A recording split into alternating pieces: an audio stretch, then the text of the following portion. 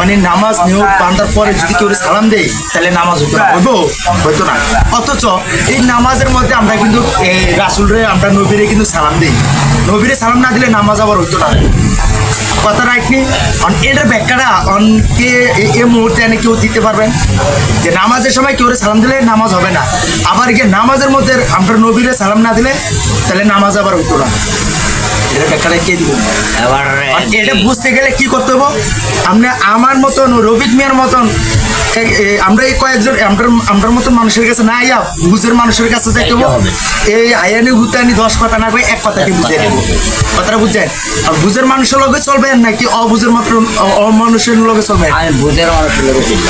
তাহলে যারা অবুঝ তারাও তো বুঝে না, তারার বুঝাইবো কারা? তার বুঝানোর একটা কিতা একটা বুঝ জন্য উত্তর দিয়ে বুঝের মানুষের লগে যদি সবাই চলে তাহলে অবুঝের লগে চলবো কারা?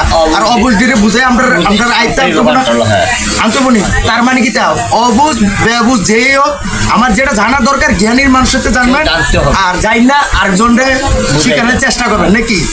এখন আমার প্রশ্ন হয়েছে এই যে দুপুরবেলা এনে বই আসলেন, বইয়ে তাহলে আমি যা দেয়াইছি তো দেয়াইছি, আর এর আগে এই যে রবিক নিয়ে আপনারা যা বুঝানোর বুঝাইছে তো যে জামাত শিবিরের ওই প্রোগ্রামে গেলে 19 তারিখে 500 করে বেতন দিব, গাড়ি ভাড়া দিব, খাওয়াইবো, অনেক কিছু কইছে না? আচ্ছা যদি অনেক কিছু কয়ে দেয় আপনার তো একটা টেনশন ঢুকে গেছে। এই টেনশনের কারণে আপনি জালালি সাহেবের থেকে কি শুনছেন? সুরভূষণ জালালি কাছে গেছেন, একটা মালনের কাছে গেছেন যে পরামর্শ করা লাগে। পরামর্শ কি বুঝলেন? পরামর্শ এটা হাক্কা হাক্কা হাক্কা যে হয়েছে। এখন আমার কথা হচ্ছে এবার কথাটা যুক্তি আছে কিনা আপনার মাথা ঢুকছি নি? আর যদি মাথা ঢুকে দয়া কইরা গালি গালাজ করবেন না, সুন্দর মতন বোঝানোর চেষ্টা করবেন। যদি না বুঝে না বুঝুক, কিন্তু আপনার দায়িত্ব আপনার পালন করে দেয়, কিন্তু গালাগালি করবেন না। করবেন? সরি কন, সরি কন, সরি।